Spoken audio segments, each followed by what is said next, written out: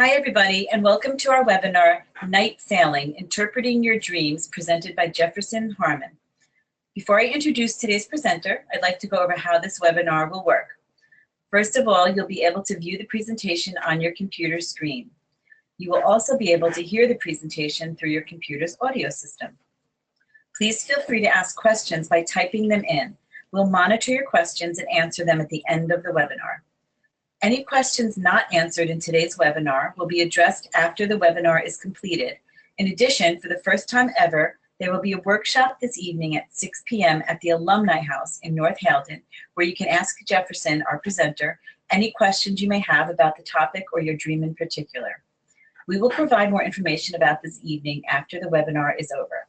Now I want to introduce Lynn, who's going to introduce Jefferson. And now I'd like to introduce today's topic and speaker.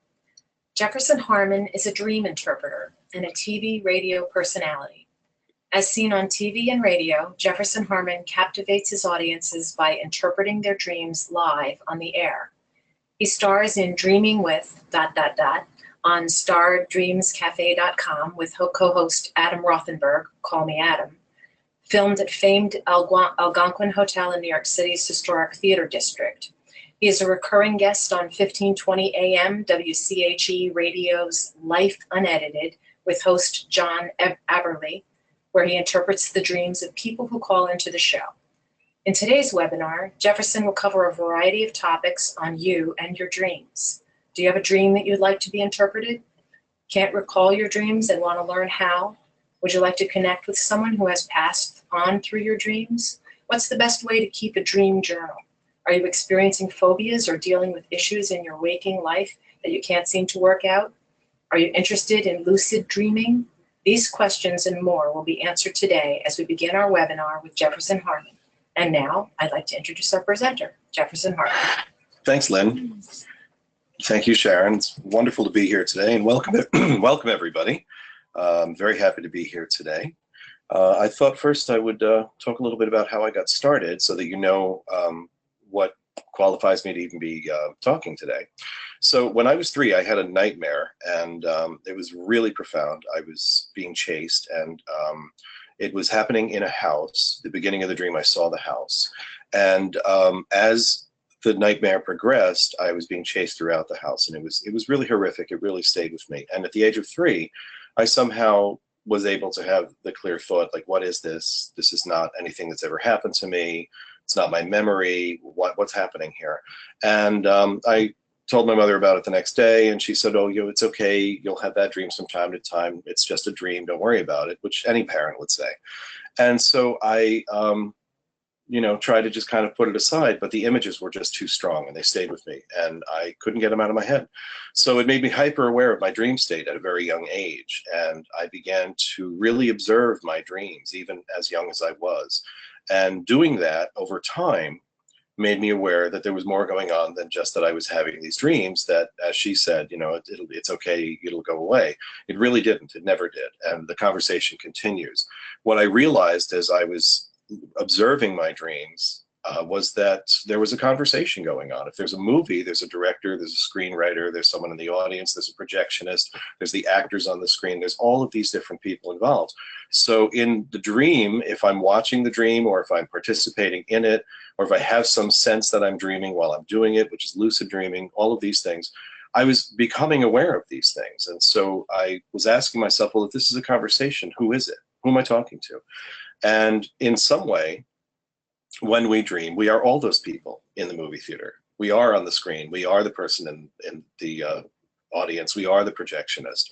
And we also are the screenwriter. So I'll get to lucid dreaming later, but basically, as I understood this was a conversation, I began to respect it more. I began to understand, well, this isn't just me. This is, you can call it whatever you want, God, energy, higher power, your higher self, your earthbound, talking to your soul, whatever. However you describe it, this is the conversation that happens in our dreams. And it's, I found over time that it's really important. And at the time, because I was a toddler, I'd hear, these very adult sentences in my head. It was like I was born with this knowledge. And I don't mean I was hearing voices. I mean, like when you hear a thought in your head, I would just hear something that explained what I was asking. There was an answer to my question. And then I would try and repeat it. And of course, I had no vocabulary for that at that time. So what came out was gibberish, and people looked at me like I was crazy. So I shut up about it for a lot of years. And when I did that, I basically put myself in study mode with it. I just observed it and I just participated in the conversation. And over time, I learned how to do this. So I never studied formally. I never took a psychology course. I'm a musician. So my course of study was, piano, vocal. I majored in musical theater at Ramapo College. I wasn't interested in this from that point of view. I never took a psychology course while I was there because I was too concentrated in doing shows and taking music courses. And what ended up happening in the long run was that I avoided studying Freud and Jung, not purposefully, just because it wasn't what I was interested in.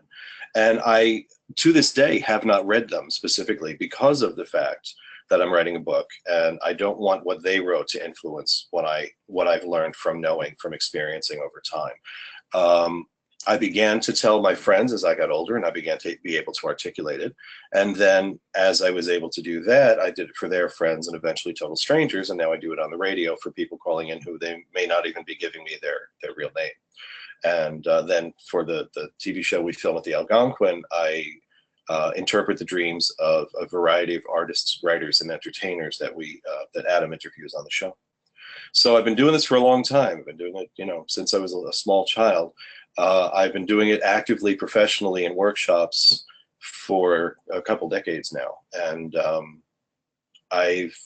without having gone to school for it formally, I have amassed a lot of knowledge about the mechanism of dreaming, how people dream, why they don't remember their dreams, how they can lucid dream, how they can get in touch with people who passed on. All of these things have come up in my workshops, and as these questions have developed over time, basically it's led me here. We're glad you're here. Well, thank you. That was a lot, I know. It's a bit of a data dump, but there you go. So what qualifies me, I guess, is that I've just been doing this the whole time I've been here on the planet. And the universe is a funny way of distracting you with what you think you want to do, which I do. I'm still a musician. And saying, yeah, that's great. You go pursue that. And meanwhile, we're going to keep this going this whole time. And then eventually you're going to get to the point where you'll be able to speak about it publicly. And that's what I'm doing now. So I'm going to different places and speaking about it publicly, doing workshops, private readings, and there you have it. So, I wanted to talk about dreams versus reality. We're told that our dreams are symbolic and that what we see during the day, our waking life, that's reality. But, first off, who tells us that? Society, okay, because that's what society basically believes, that's what they've experienced. But the fact of the matter is that information is information, whether you're having it in a dream state or in your waking state. Thought is thought, and it all comes down to information and whether or not it's something that bears interpretation. So when someone says, but this is reality, what does that even mean? Because Lynn, your reality, Sharon, yours, and mine, and anyone listening to this webinar, we all have very different perceptions of what reality is. We all believe different things about the world, about our place in it, about our health, about how we relate to it. It depends on our upbringing, our schooling, our politics, what family we grew up in, what country, what language. All these things form who we are. And what course of study we choose. These things all create what we believe is reality. But if we were to witness something, let's say there's a car accident at a crossroads, and there are 4 people and they're standing on 4 different corners, and each of them has a different occupation, and each of those is looking at the car accident. Number one, physically they're seeing it from a completely different angle, so they're not reporting the same thing. Number two, each of them is purporting it based on their perception. So if there's a doctor on one corner, he's thinking, oh, I need to help these people. If there's a reporter, he's thinking, oh, here's a story. If there's a person waiting at a bus stop, he's thinking, or she's thinking, I'm going to be late for work. If there's a lawyer, okay, exactly, or an insurance adjuster, right, on the other corner, and she's thinking, okay, well, how can I need to get all of the facts about this and see how I can help these people. But each person has a different motivation for how they're responding to it, and therefore that affects how they perceive it, how they pay attention to it, what their reaction is to it, and what they take away from it. So their realities are all different, despite the fact that they're in the exact same place, witnessing the exact same thing. And that's basically, I mean, reality is a perception. We've agreed to live in this physical lifetime. Okay, so yes, you know, wood is solid and rock is solid and water is liquid and all of that.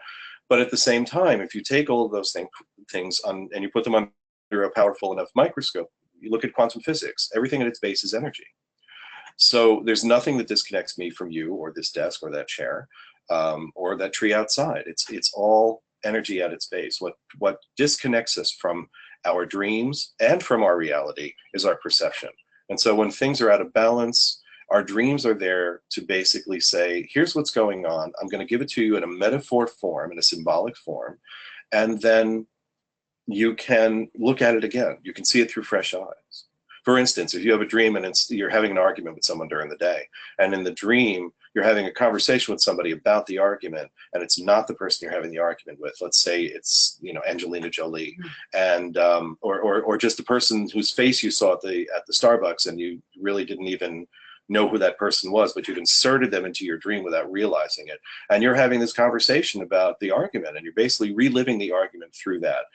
What's happening at that moment is you've now taken yourself emotionally one step away because you're not talking to the person you're having the argument with. And the dream allows you to process the story in a different way.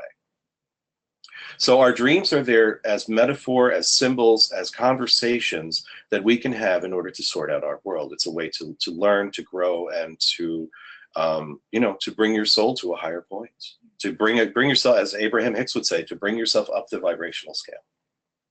Do you think you can go to sleep at night and ask yourself a question and, you know, kind of make yourself kind of dream out the scenario? Absolutely. Right. Why not? Why not? Because the thing to remember about dreams is they're happening inside of you. Any perception that you have that you can't do that is simply that. It's a perception, and perception is a thought which can be changed. So if you have a thought that I can't ask a question, or if I do, I won't get an answer, that's going to be your reality. If you change the thought, look at the teachings of Louise Hay, create an affirmation. The affirmation is basically planting a seed. The seed is the new thought that you then grow over time. Any belief is a thought that you've had repetitively over time. When you're a little kid, you have, you know, you're told that there's Santa Claus. And then you're told later on that there's no such thing as Santa Claus. Well, okay, let's say they tell you that at age 7. Okay, but what happened from 0 to 7? You believe that there was a Santa Claus. Nothing changed other than the thought, but your belief changed. Because up until 7, you firmly believed that you were giving carrots to reindeer. And from then on, you weren't. And you understood that this was something your parents did, and they were just, you know, giving you presents and making you feel good.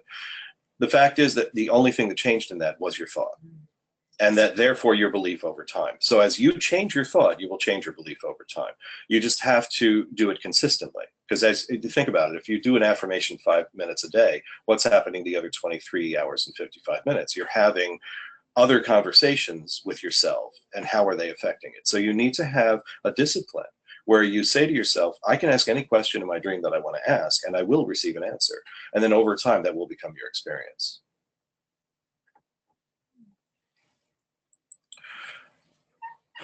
So at the core of all of this is paying attention.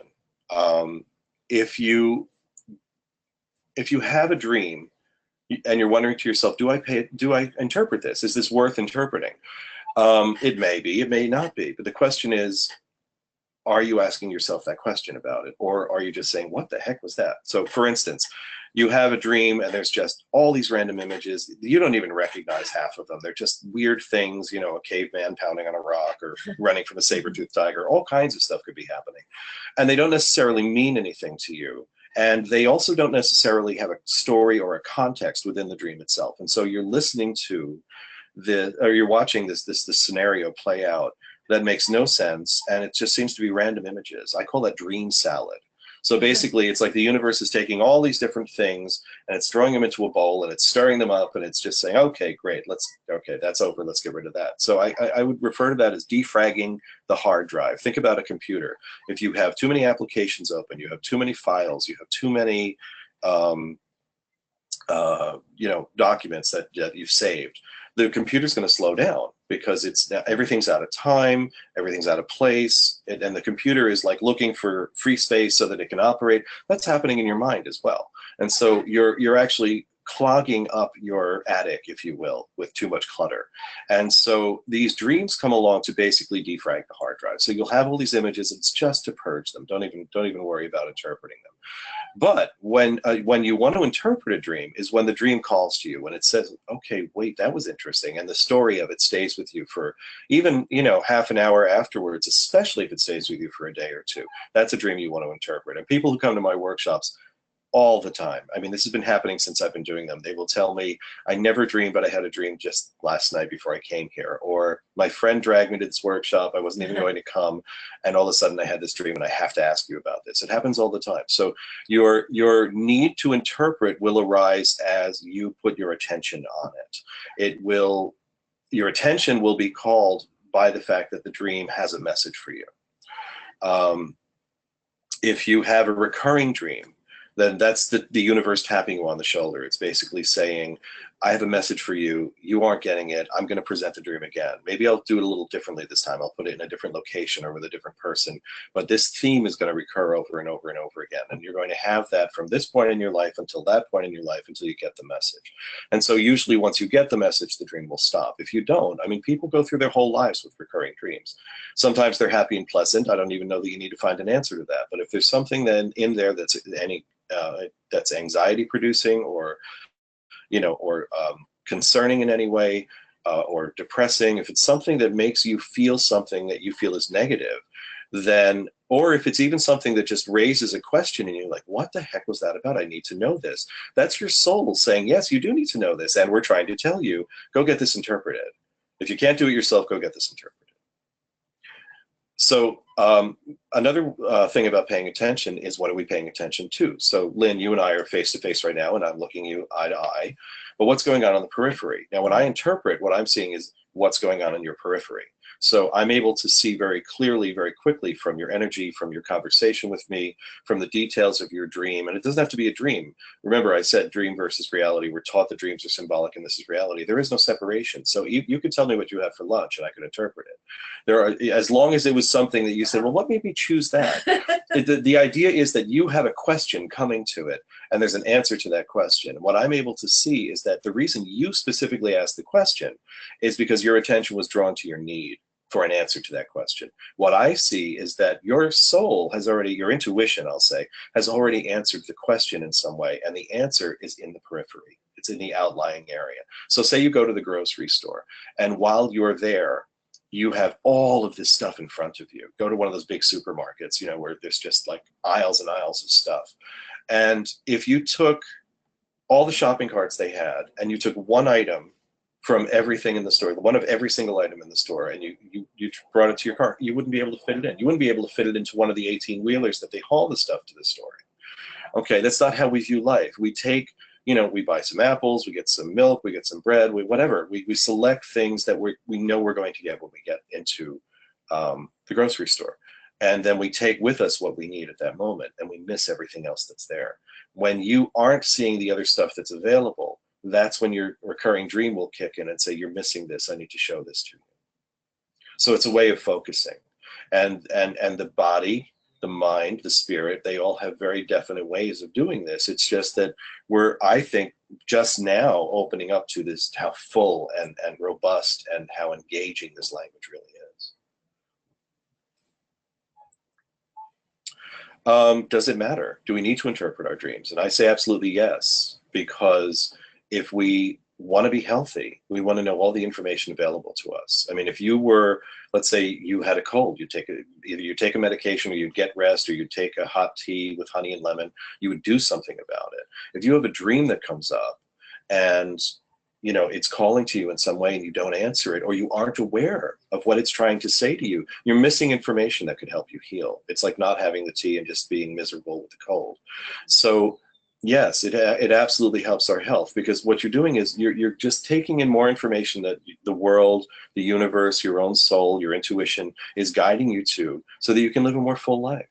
So those, I'm sorry, those dream salads that come in your head, it's kind of, is that kind of sometimes like a way of saying, oh my gosh, there's too much going on and I'm going to clear myself and Yes. I'm going to be able to see things a little clearer. Absolutely. And then if you have a dream salad dream and you do that, you kind of like, you think about it, all the stress that we have in any given day. Some of that is our own stress, and some of it mirrors stresses of what's come before us, which includes everything evolutionary all the way back to the Big Bang, because we are the same dust. We're the same atoms. We're just all recycled energy from all the way back then. So the fish that first crawled out of the ocean and walked on land, we're related to that. We have some level of that in our physiology. We breathe in that dust in and out all day long. That dust has memory. So that lives within us. Our DNA has what's called amorphous DNA, which is about 75% of your DNA. And scientists, from what I've read, believe that that is a record of what's come before. So if you think about it, you're born into a particular family, into a particular bloodline, and they have issues that they deal with throughout their history. So let's say there's a genetic predisposition to an illness. Let's use that one. What is that? Why does it keep recurring? Part of the reason it keeps recurring is because the thoughts and behavior of these people is passed down. And so they consistently keep that mechanism alive over time, and it literally programs their physiology. When you have a thought, it's a physical molecule in your body. Read Molecules of Emotion by Dr. Candace Pert. One of the things that she says in there is that, well, she's the discoverer of the opiate receptor, and every time you have a thought, there's a physical molecule in your body. It's hormones, it's chemistry, it's electromagnetism, it's saturating your physiology with these neurotransmitters, and these things move through your bloodstream.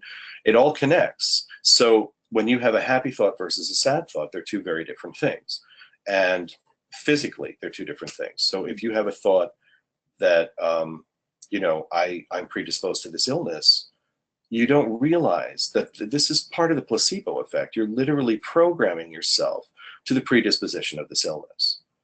And so you have the ability to change that at any time, but in order to do that, you first have to identify it. So if you look back at your family tree and you say, okay, we've always had asthma. I did a workshop recently where there was a woman who, going back 3 generations, everyone had lung problems, and all of them were different. One had pneumonia, one had, whatever, and one smoked, and she had asthma, having never smoked. And part of the reason was because there was this unfinished business in her bloodline that needed to be healed. And so she had the awareness in that moment, in that discussion, wait a minute, this has been going on for a long time. So I call that healing your ancestry. When you have that awareness, when you have that moment where you are able to view the long lens of how far back all of this goes, and that this is literally scripted in your physiology on some level. By that I mean your grandparents' memories are in there in some fragmented way. If you look at an image on a computer screen, you're seeing little dots making a 2-dimensional rendering. You're not seeing the actual image. You're not even seeing the physical photograph. You're seeing a representation of it that's basically made up of positive and negative impulses of energy. It's just zeros and ones.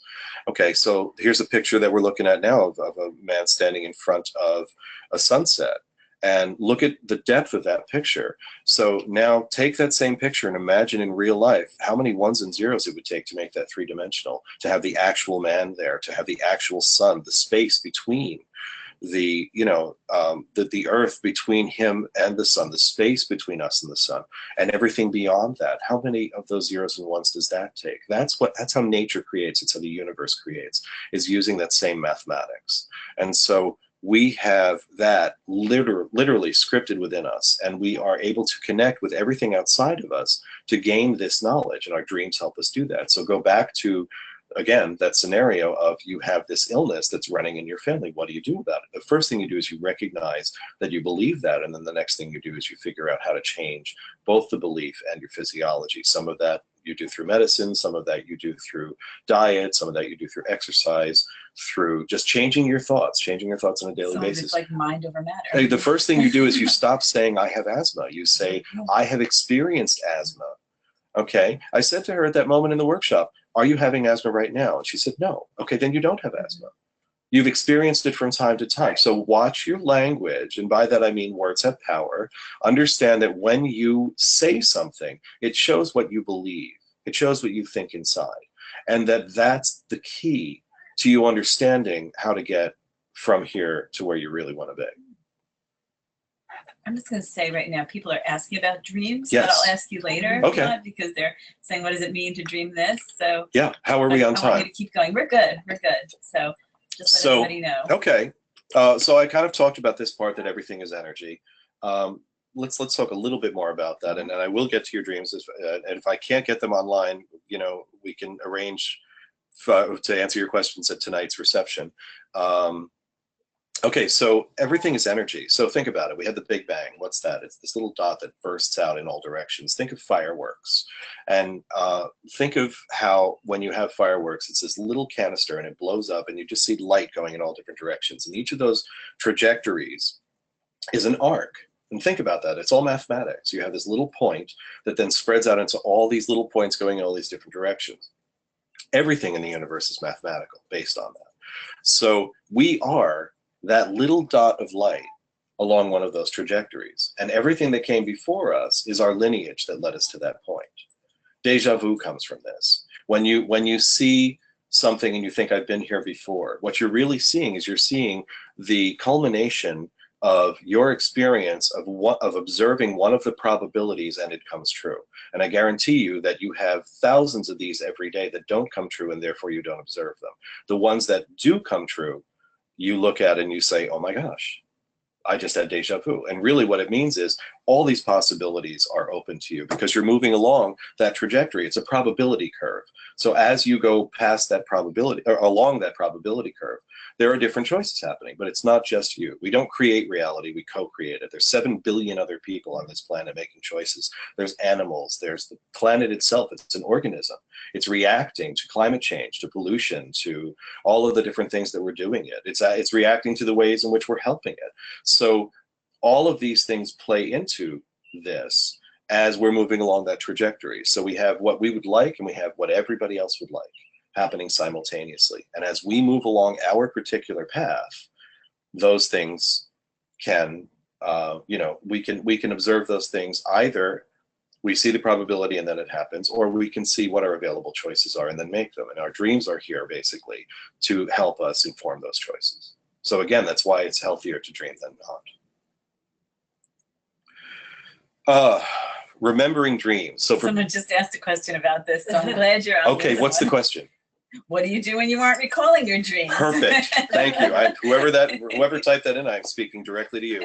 I get this question. The reason I put this slide in here is because I have been getting this question at every single workshop that I have ever done.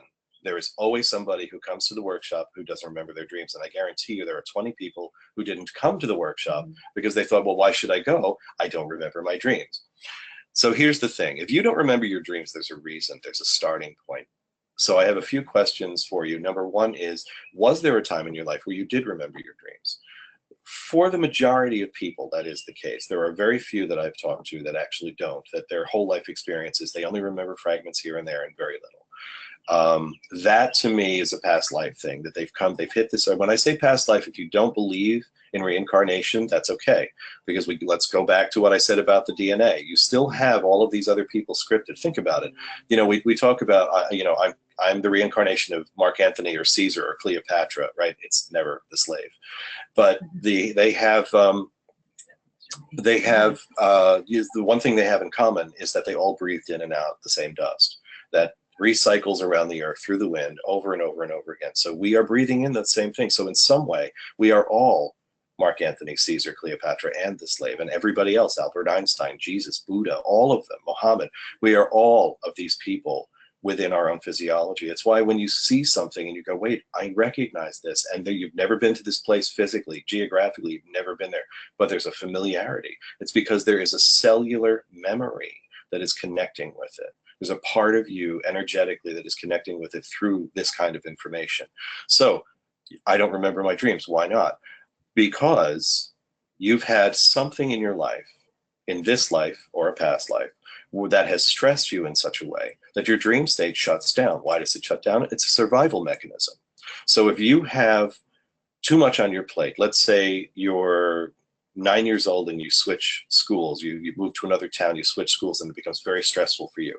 Let's say you just had a divorce, or someone that you dearly love just passed away, and all of a sudden your dreams just, you can't remember them. The reason for that mechanism is because you have so much going on that is stressing you out that if you, in addition to that, were remembering the detail of your dreams, it's just too much to handle.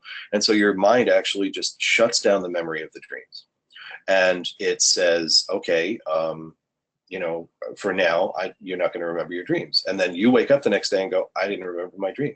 And you wake up the next day and the day after that. And what did I say before about a belief? It's a thought you have repetitively over time. So now you've had several weeks go by, perhaps a year, and you didn't remember your dreams. And that becomes your experience moving forward, because you keep saying to yourself every day, I don't remember my dreams. And so you now have an affirmation that is a thought that you planted as a seed, that you grew over time, that became a belief. And so that becomes your reality. And so the way to change that is to reverse it. So the new affirmation is, I do remember my dreams. And along with that, script your dreams. Okay, what do you want to dream about? What do you want to know? What are your, as you said, Lynn, what are your questions? I want to dream that I'm on the island of Maui, you know, with a cocktail on the beach and just enjoying the sun. But you know, that while that may not always happen, you can begin to program yourself to enjoying your dream state more. You can also program yourself to learn more from it. And you know, these things are going to come up over time. As you, just from this conversation, and specifically to that person who asked this question, just from having this knowledge now, your dream experience will change. And if you make a conscious effort to change that belief, you know, grab a pen and paper, write it down before you go to bed. I remember my dreams clearly. I am safe in my dreams. I love to dream. I dream in whatever you want, color, black and white, however you want the experience to be. I dream in Technicolor and sense around. Or if you want to keep it more mild, you know, I dream calm. I dream beautiful. I'm in a meadow with beautiful flowers, however you want it to be. But understand that what you're doing is you're scripting a new belief system. You're telling your mind, believe this instead. Let go and never, ever, ever say again, I don't remember my dreams, or that will continue. Keep in mind, you've been doing that for a very long time, and that thought has authority in your physiology. You want to take that thought and throw it away. That's defragging the hard drive. Put it in the recycle bin or the trash, empty the trash, and then move on from it and never say it again, because you want to change your experience. And the way to do that is to mindfully affirm it, think it over and over again, and believe it. Meditate on it, you know, and again, don't just do it 5 minutes a day. Do it throughout the day. Create a vision board of what it is that you want to see in your dreams. You know, a collage that you could put it on your phone so that you can look at it throughout the day at work. You could put it as your computer desktop. You could put it on a poster board and have it on your refrigerator, however you want to do it. But remind yourself throughout the day that you want to be dreaming, how you want to connect with your dreams, who you want to connect with, what questions you want answered. All these things are possible. But you first have to believe that you can do it. And the only thing that separates you from that belief is your belief. So that can translate into everything. That's exactly right, which is why this is so important. Right. Say that again? Any negative behavior. Exactly. You can reprogram your brain. That's exactly right. The entire point of this is that it's holistic. This is why I do what I do, because what I'm doing isn't just to teach it myself so that, oh, hey, I'm a teacher and I can tell you what your dream means. It's like, we should all be doing this for ourselves. I do this specifically to teach people how to do it for themselves, to lead a richer, fuller life. And I've had multiple people who have come to me specifically saying, I do not remember my dreams. And then they show up at the next workshop remembering their dreams. I have people who come to me regularly for private appointments who've done that. I recently did a health fair at a wellness center, and one man in particular came to me and he said, I never remember my dreams. I mean, it was that definite a statement. He never, ever remembers them. I talked to him for 15 minutes. I was doing, sessions that day. They basically had me there as, an attraction. So I was there all day doing readings. He was the first person I spoke with. 15-minute talk. He comes to me the next day with a dream in full color, remembered it, interpreted a portion of it, sat down with me for another hour to discuss all the detail of it. This is a man who told me the day before, I never remember my dreams. So this does work. You just have to apply it with discipline. There's so many good questions. We might have to do a second webinar. I don't know. I'd like to get could do a Go follow-up. ahead. Well, thank you everyone for your questions. I hope I get to them all. And again, if I don't, please come to the reception tonight. And also we can follow up. We can do a private consultation or a phone session. So dream symbols. What about dream books? Do I go to that book that says, oh, your dream means this, you dreamt of a cat and it means this? Well, that's a bit of an issue because it may not. If you, I mean, think about the news online today.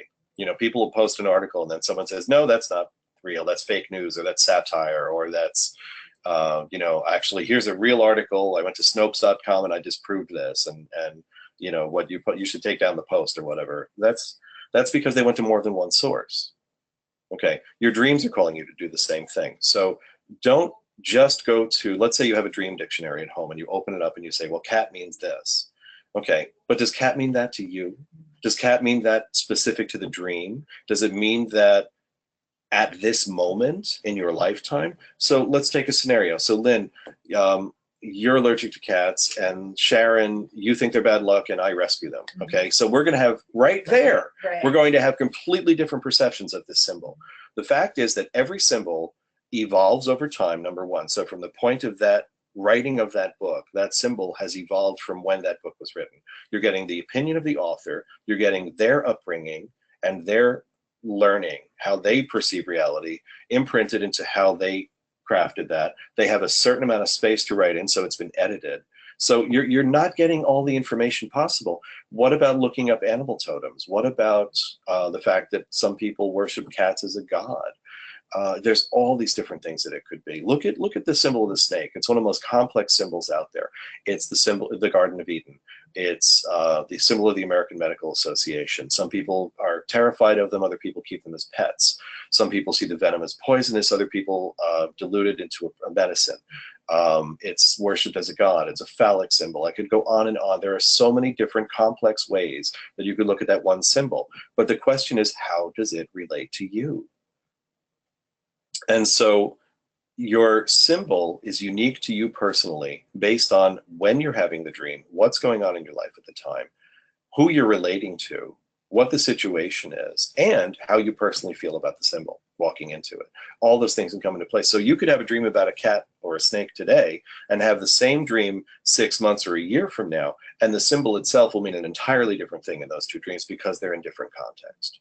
So don't just go to the dream symbol book. That's a handy reference, but it's only one. Look at Wikipedia. Look at, you know, just type in cat, and then go to Google Images and look at all the different images. You will see the color of one and the facial expression and the pose. Whatever's happening in a particular picture will resonate with you. Click it and read the article. I guarantee you that's your intuition saying, look over here. You will resonate with what resonates with you, and whatever you need to hear at a particular time, whatever you need to find at a particular time. Think of it as a jewel along a treasure map, and you're trying to get to X marks the spot. You pick up the jewel and you go, okay, this means this, and I know I can move forward on this path because I have this symbol telling me I can do that. That's what it's about. Nightmares. Dun, dun, dun. Question about nightmares too. Oh, what's the question? How do you stop nightmares that are recurring? Okay, well, first off, understand if they're recurring, there's a message in there for you. So there's something that you don't want to face, or that you don't know that you haven't been facing. It's the other thing. I mean, we don't necessarily always know we're pushing things aside. Life distracts us. It's got a great way of doing that. There's a bill to pay. There's work to get to. There's traffic I'm sitting in. I can't be texting while I'm on my cell phone and driving. All of that. You know, I have kids to feed. I have responsibilities. I have this to do, whatever. And somewhere in all of that, I want to have a life. So I want to go to the movies and I want to plan this. I want to play this video game. All this stuff is vying for your attention. And then you get a nightmare. This is the universe going, okay, we're at DEFCON 5 now. This thing we've been trying to tell you about, you really need to get this. So if you're having a nightmare, there are several possibilities. Again, one, it could be a past life thing. This could be something that's residual from energy in your ancestry or in a reincarnation that you are here to heal. And so you're seeing it repetitively so that you can bring that awareness up to heal it. And I can go into that in more detail later. The other thing is you're getting it simply, especially if it's recurring, you're getting it because something within the text, if you will, the story, the film, the screenplay of the nightmare pertains to what the issue is that you're not perceiving. And the answers are all there. It's just a matter of interpreting them. If you have a specific nightmare that you're dealing with, especially if it's recurring, please call me and we will do this in a private session. That's not something we can do in the course of the webinar, but I would be very happy to help you with that. And the information to reach me is at the end of the webinar. So nightmares themselves are to get our attention. They are the places where we're so, I'm going to say, either complacent or just, we could be just going along enjoying our life. La, la, la, la, la. Everything's okay. Dorothy opened the door from black and white to color, and here we are. No, Dorothy then had to step on a road and go through this whole journey to get where she wanted to be, which was right back where she started. Okay, so we're all going through that on some level. Nightmares come in the way the Wicked Witch came in, the way that the flying monkeys came in, the way the poppies came in, the way that the wizard wasn't really the wizard. These are the things that wake us up to the things in life that we aren't fully aware of, that are disrupting our life. And they disrupt it to the point where we need to wake up. We need to really pay attention to what this is, why it's disturbing us. And as we do that, there's huge lessons to be learned from that. This is if you're having a recurring nightmare, your soul is crying for you to get help with this, saying, you need to understand what this is before you can effectively move on with your life. Once you understand it, your life is going to change beautifully and wonderfully. Take care of this. If you had a leaking faucet, you wouldn't let it keep leaking. Eventually, your house would flood. That's what this is. You have an awareness of something that needs attention that is saying, help me, or help yourself, more precisely. And what's keeping you from being able to do that is everything else that distracts you. So make this the priority. Make this the thing that you need to change. And if you have a one-time nightmare, let's take that. I had that nightmare when I was a kid. What was that about? Well, for me, it was to make me hyper aware of my dream state so I could be having this conversation with you. Nightmares aren't always bad things. Sometimes they're gifts that are given to us in order to just kind of wake us up and go, hey, whoa, I got to deal with that. It could be that you're having a stress that you haven't dealt with and you need to just, put that to bed, a bill you have left unpaid, or something that's just, weighing on your conscience that you need to resolve with a friend. You need to forgive somebody and you're not doing it. All of these things can come up in nightmares. Lucid dreaming. So, there's a lot about this online. So I'm going to talk about it from my perspective of it, which is actually in line with everything else I've taught up until now. Lucid dreaming, for those who don't know, is when you are dreaming and you're aware that you're dreaming. You're awake in your dream and you're like, oh, I'm dreaming. I'm not at a webinar. I'm dreaming I'm at a webinar. And I'm dreaming that Sharon's sitting there and Linda's sitting there. Oh my gosh. And, okay, but you know what? I'm dreaming. I'm aware that I'm dreaming. And the interesting thing about dreams is that physical laws don't apply. I can fly. I can do it.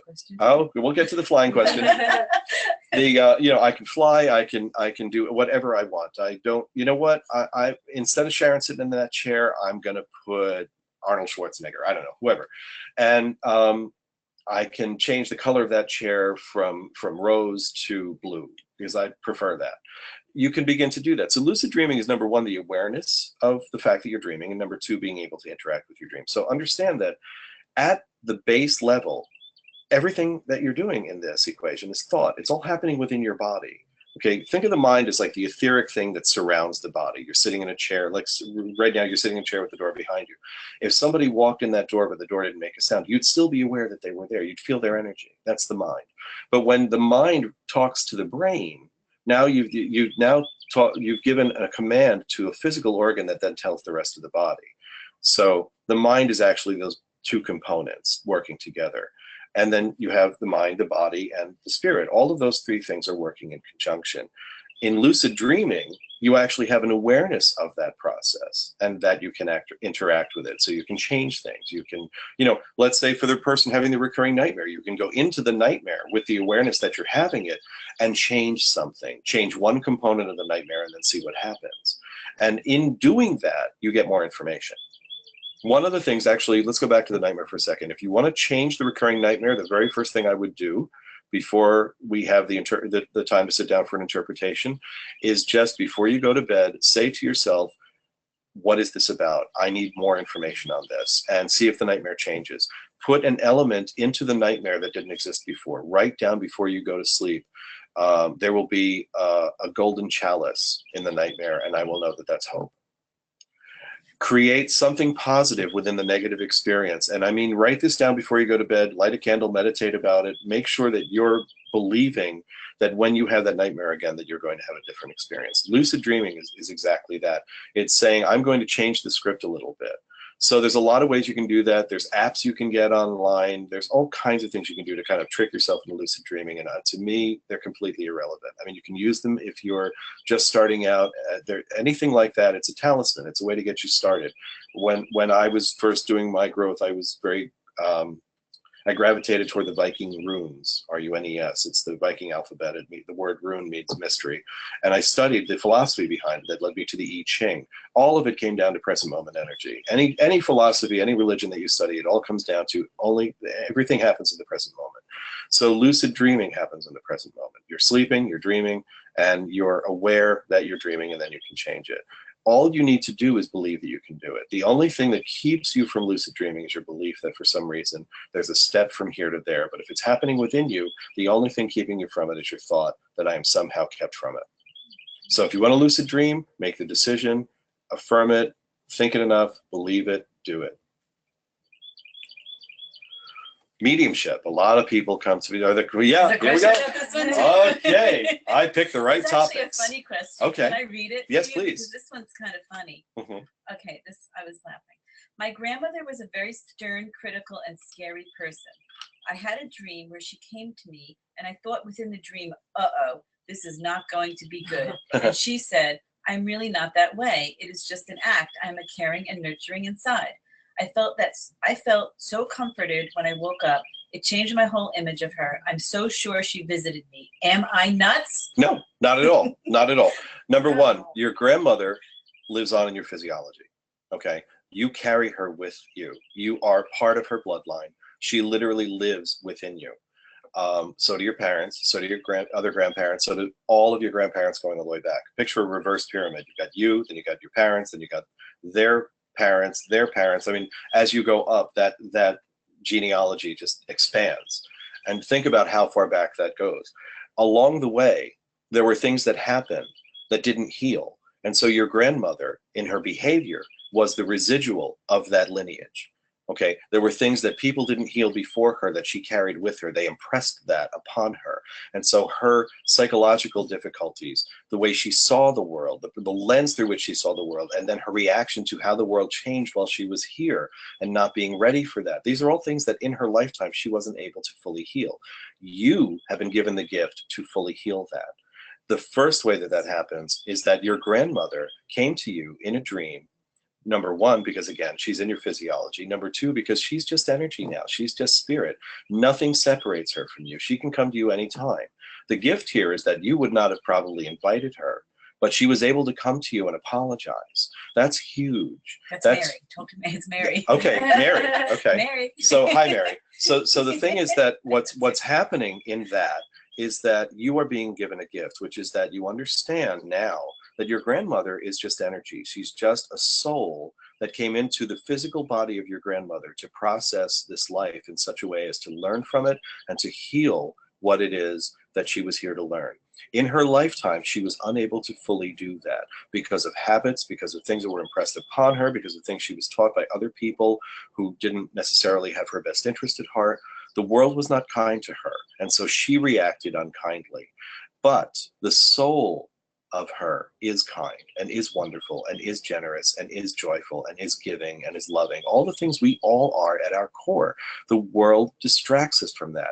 We're here to heal that. That's the whole reason for why we're here and why we interpret these dreams. So your grandmother came in to say, it's okay. I'm sorry for what happened, and you can move on with this now. And you can move on with me. If you have a question for me, you can ask and you'll be safe. I love you. This is something that you can now engage on a regular basis. So mediumship in a dream is when you connect with somebody in a dream and you can talk to them. You can sit down and have tea with them. You can ask them questions. You have the ability to invite them in if they're not coming in. Let's say there's someone else who has a loved one who's passed away and they aren't coming to you in a dream. Well, think about the myth of the vampire and how you first have to invite them in. Mary, in your case, your grandmother came in because she knew that she had to say this and that you needed to know it. So she kind of, got her way in anyway because she knew that this would benefit you. And she loved you enough to push through to do that. For other people who aren't having that experience, it's because you don't realize they're there knocking, waiting to come in. And the only thing that's keeping them away is the fact that they're waiting for you to send them an invitation. So you can do that in a number of ways. Ritual is very important. Get a card, actually write it out to them and put it under your pillow. Invite them in through your thoughts, through your meditations. Let them know that it's okay, and say to them, look, I know you love me. I know that I'm safe with you. I know that you're just pure energy now and you have nothing but joy to bring me. And if there's any questions that I have, I can ask you and you'll answer them. And if you have any for me, I can do the same. Let's talk. And that conversation over time will engage. Stuck places. So there's a quote here from Carl Jung, which I'll read. Carl Jung, who I never studied. I just found this quote. I just found this quote online. We know that the mask of the unconscious is not rigid. It reflects the face we turn towards it. And understand that that face changes. It's not static. We age, we experience, we go through the different grades of life. We come in fresh and new at 0 to 5. We don't even have our personality fully formed.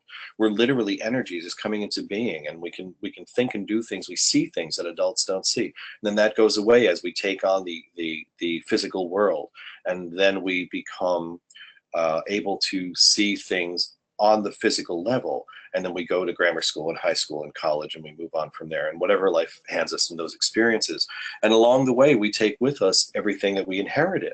And then we take everything that we learned along the way, and then life gets difficult. Life does this, it does that. We get anxious, we get depressed, we don't get enough sunlight, so we get depressed. We hold on to something from the past that happened to us, like an abuse or a breakup or a death, something that holds us in the past. That causes depression. Depression basically is anger and sadness turned inward. What it is it's introspection that revolves around past events.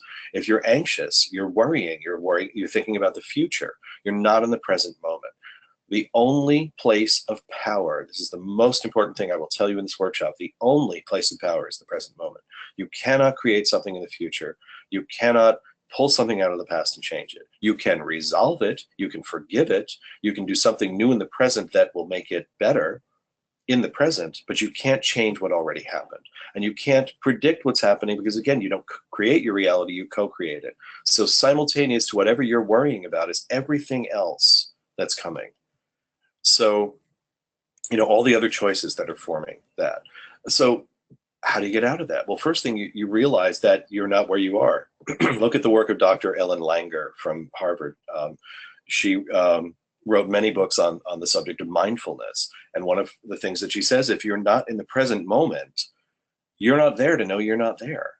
You're being so distracted by everything, you don't even realize it. Say you're in traffic and you're driving down the road and you think you're in the present moment because you're concentrating on the road and what's in front of you. No, you're thinking, oh, I better make sure I brake in time because of that fender bender back there, or I'm going to be late for work. Right there, there's two instances where you're driving, you think you're in the present moment, and your mind is in two entirely different places. You can't breathe a breath right now and have the oxygen from it be there 6 months from now. It doesn't happen. So, the only way you can breathe in a breath is right this second. That's why breath is the center of yoga and meditation and martial arts. It's the one thing that you can only do in the present. It's a physical thing that you can do in the present moment. And so focus first off. If you feel that you're distracted in any way, that's the first thing to do. And Dr. Langer says, notice new things. So those are the two things I would give you. If you're home right now, if wherever you are, look around the room and notice 5 new things. And you're going to say to yourself, oh, but I'm here every day. I'm never going to notice that. Let's say there's a plaque on the wall. Go read it. Look at the scratches, anything. Look at something that you didn't notice before. Say there's artwork or something. Go really immerse yourself in the artwork. Look out the window. What's happening there? There's always something new, but you're not noticing it because you're distracted, again, by the bills, by the child, by the school, by the work. Whatever it is that's taking your attention away from where you want to be is pulling you out of the present moment. That is pulling you out of your place of power, and therefore nothing changes. And so you continue to worry, you continue to be depressed. You might even do both simultaneously. And so you have this image of the world as an unsafe place. How are you supposed to stay in present moment energy when that's how you feel?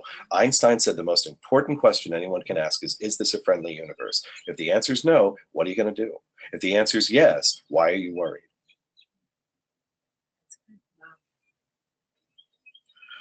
Dream journals. Getting so close. Okay, so dream journals are I'll just give you this very quickly. If you want to keep a dream journal, if you're really good at writing them down, then keep doing that. Most people are not going to be able to write down everything quickly enough. You're going to find that your dream kind of goes away very quickly. You wake up and there's that moment where you have total clarity, you remember all the information, and 5 seconds later it's gone.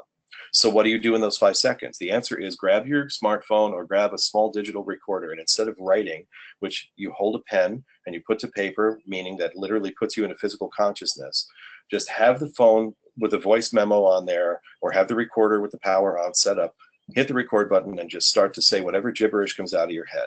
And what will happen is you will get more detail of the dream because you're getting it immediately without fully connecting to the physical plane yet. You aren't connecting to physical consciousness, and therefore you're more attached to the dream. You'll get more detail. Later on in the day or the next day, write down what you said into the recorder and then see how much of the dream comes back, and you'll see that that will change. If you think of the dream going out and the consciousness coming in as ocean waves, and one is passing over the other, and as the one's coming into shore, the other one is receding. They meet in the middle as they pass, and there's a little disruption in the wave as they do that. That's when you have that moment of clarity. You want to be able to capture that moment as clearly as you can at that, right at that second. So that's the dream journal. Let's go. Okay, and very briefly, the goal is always joy, and I think I've said that already. The entire purpose of this is to be healthier, happier, live a fuller life.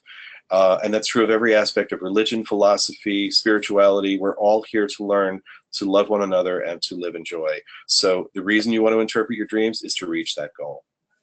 So do we have time for a question? Questions. We have time. I mean, there's literally like 3 more minutes. Go ahead. Let me go. The flying dream. Someone does this all the time. Is this common, and what does it mean? Okay, it means, again, it's no symbols or static. Why don't you put your information up? Oh yeah, okay. So I'm going to put up my information. I have a radio show that's 7th anniversary on May 6th.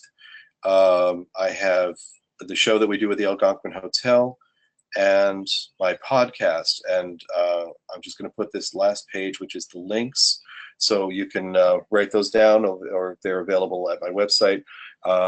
And so that you can connect with us at any time on that. So while that page is up there, again, the flying dream is not any one thing, because no dream symbol has a one-size-fits-all meaning. So it can mean different things. It mostly would indicate freedom, obviously, because you're literally rising up from the earth. How you do that, or where you fall off from in order to fly, would also apply into it, and that's why the interpretation would be different. But basically what you're experiencing at that point is disconnection from everything else. Beauty, just letting go of everything and being able to move of your own, not needing gravity, not needing the earth to support you, being able to do that entirely on your own. It's total freedom. There are people who believe that you die if you fall in your dreams and you hit the ground. To which I would say not necessarily, because if that's your belief going into the dream, then yes, that could be. Say you're having a heart attack as you're sleeping, and then you begin to dream that you're falling, and then you hit the ground and you die of the heart attack. Well, one of the things that happened is you're dreaming that you're falling and you're having the fight or flight experience of, oh my God, I'm falling.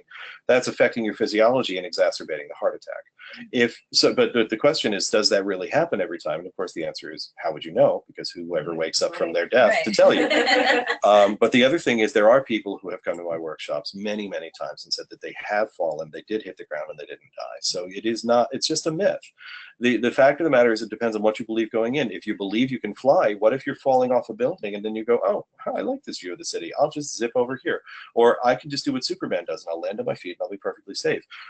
The difference between reality and dreams is very simple. Physical laws don't apply. I'm just going to ask this one because this person asked, well, dreaming of an ex-boyfriend. Mhm. I think can you explain? A little more detail, or? And she just said, what does it mean if you're dreaming of an ex-boyfriend? Well, it could mean a lot of things. It could mean that Yeah. there's something going on with that person that they want you to be aware of, and you're still energetically connected to them. It could mean that it's time to release that. It could mean that you're holding on to the part of them that allows you to be comforted. There's a lot of different possibilities for that. And please come to the reception tonight. Yeah. Let's talk and bring that to the workshop tonight, because I'd love to talk about that further. But I need more detail than just that. Okay. Someone else said, I guess you spoke about deja vu kind of feeling. Yes.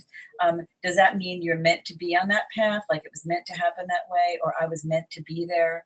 Is that? You're always meant to be exactly where you are. You are exactly on the path that you need to be, because anything that you haven't done up until now that you're meant to do will be put in front of you, and you'll be given those choices. Whether you make them in this lifetime or the next remains to be seen. But you're always exactly where you're supposed to be. The recognition of deja vu is just you seeing a little sign along the path saying you're okay. Okay. I was going to ask this one too.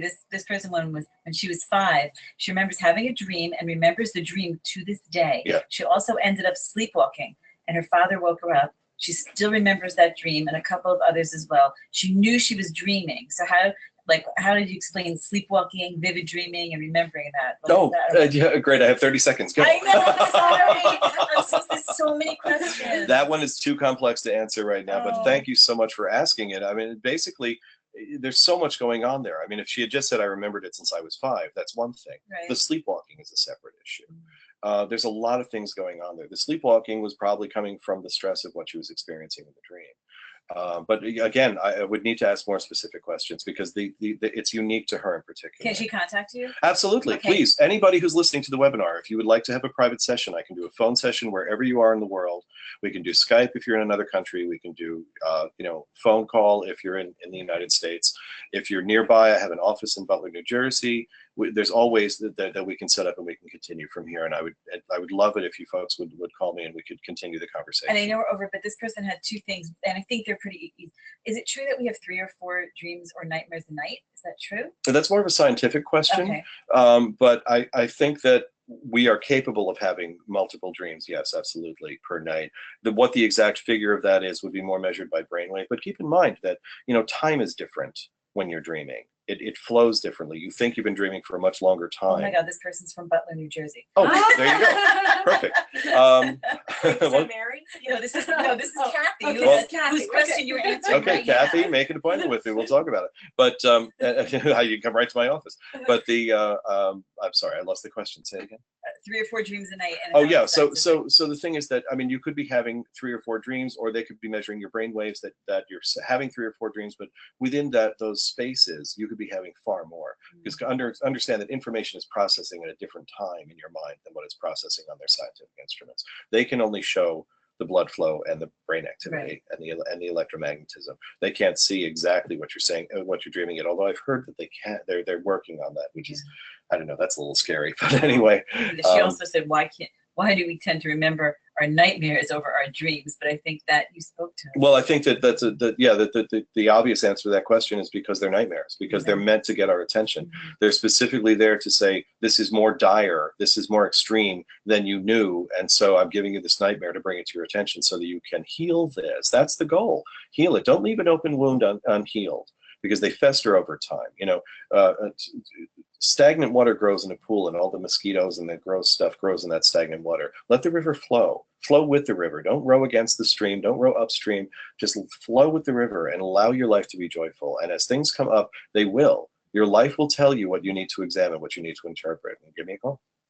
Okay, so your information is up here. Oh, it was until just now. Well, there's your more information. There you go. Somebody asked for your email or phone number. So that's your phone number. So my phone number is 973-839-9317.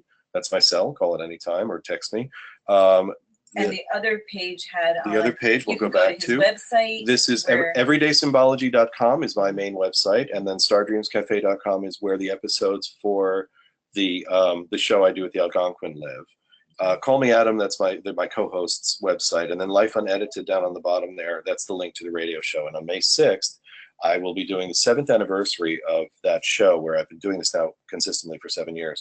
And people call into the show and I interpret their dreams on the air. So if you have questions and you don't want to make an appointment and you're okay with saying it on the air and having other people hear it, call into the show. It's free. Okay. So I think we have to end it. Most people stuck in. So Oh, that's there's wonderful. some people that have to leave, I know, because they're lunch hour. So Thank you so much, everybody. and remind everybody who's here, and if you want to tell your friends, tonight here at the Alumni House, 42 Harmon Place, we are going to be having a workshop with Jefferson. He's going to be here from 6 till about 7:30. And you're all invited, and it's free, and there will be food, and it'll be a really nice Bring your event. dreams. So after you log off to this, there'll be a little question. If you're going to attend, just kind of let us know if you can. Yeah, bring your dreams. So, and thank you, Jefferson. Thank you, Sharon. Thank you, Lynn. Thank you, Sharon. Thank you all for attending. Thank you so much, everybody who attended, and I just thank you so much for this whole experience. It's been really wonderful. Hope we'll see you tonight. Bye. Bye-bye.